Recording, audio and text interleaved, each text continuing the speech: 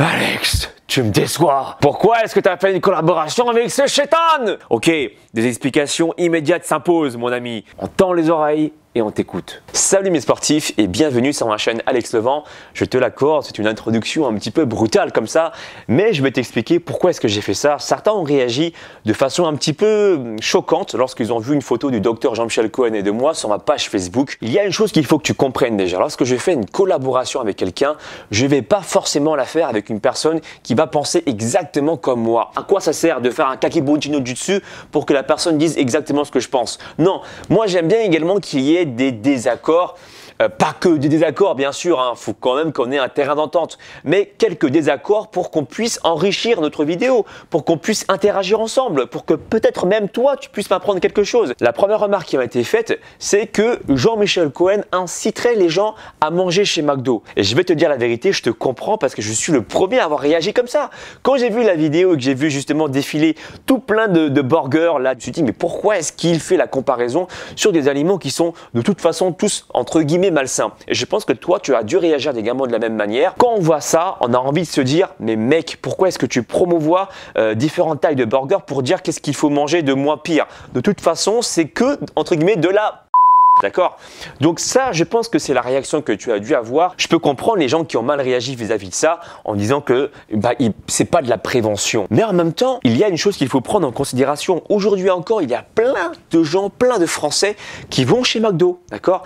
Et lui, ce qu'il fait, c'est qu'il commence quand même, malgré tout, malgré ce que tu peux penser, commence à créer une légère sensibilisation à ces gens-là pour qu'ils fassent attention. Et ce que j'ai fait, c'est que j'ai mis mes préjugés de côté. J'ai re-regardé la vidéo une deuxième fois, voire même une troisième fois, et j'ai essayé de comprendre pourquoi est-ce qu'il a fait ça. Sa spécialité, c'est surtout de faire des comparaisons de produits et surtout de voir quel est le produit le moins calorique possible. Alors comme tu le sais, c'est pas le seul facteur qui va rentrer en jeu lorsque tu veux prendre soin de ta santé, mais c'est quand même le premier facteur à prendre en considération, l'histoire calorique, pour que tu puisses prendre ou perdre du poids. Il te dit qu'une fois que tu es chez McDo, qu'est-ce que tu fais pour limiter les dégâts?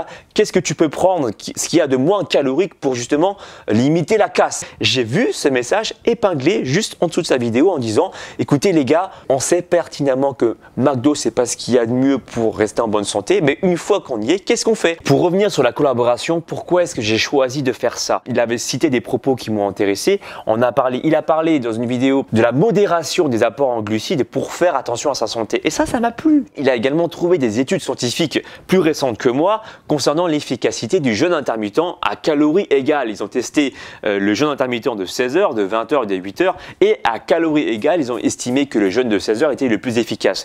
Donc moi, je me suis orienté vers lui pour justement aussi m'orienter vers ces études-là que moi je n'avais pas de base. Certains disent que il se contredit, il parle d'une chose et puis ensuite il parle d'autre chose. Mais oui, mais regarde bien, il suffit de regarder l'évolution des études scientifiques. À l'époque, on te disait qu'il fallait courir 45 minutes pour commencer à perdre du gras et qu'il était inutile de faire de l'intensité haute pour pouvoir perdre du gras. Aujourd'hui, on te dit l'inverse, d'accord? Avant, on te disait qu'il fallait manger, qu'il fallait limiter le gras pour perdre du gras. Maintenant, on te dit qu'il faut en consommer pour pouvoir perdre du gras.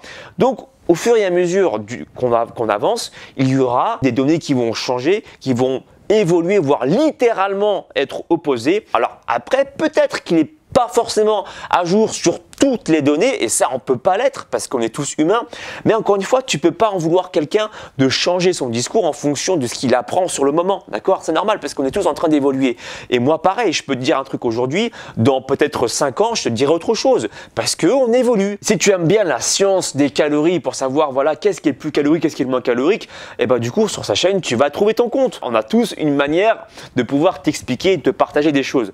Il a la sienne, moi j'ai la mienne. Dis-moi toi dans la barre des commentaires, qu'est-ce que tu en penses? N'oublie pas non plus de me suivre sur les réseaux sociaux, Facebook, Instagram, Snapchat, Twitter pour ne louper aucune vidéo. Et moi je te dis à très bientôt.